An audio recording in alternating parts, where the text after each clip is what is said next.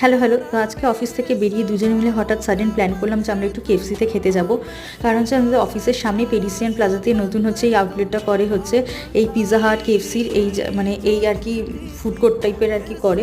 তো ভেবেছিলাম ওখান থেকে গেছি খেতে যাবো, আর বাইরে এতটা মারাত্মক গরম পড়েছে কি বলবো, তো ভাবলাম একটু এসির ভেতরে আর কি বসে থাকা যাক।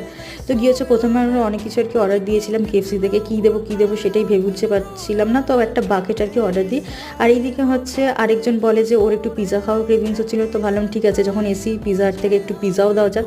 তো আমরা হচ্ছে এই বাকেটটা নিয়েছিলাম যেখানে হচ্ছে উইংস, ক্রিপসি চিকেন, তারপর হচ্ছে ফ্রেঞ্চ ফ্রাই, কোক এইসব দিয়েছিল।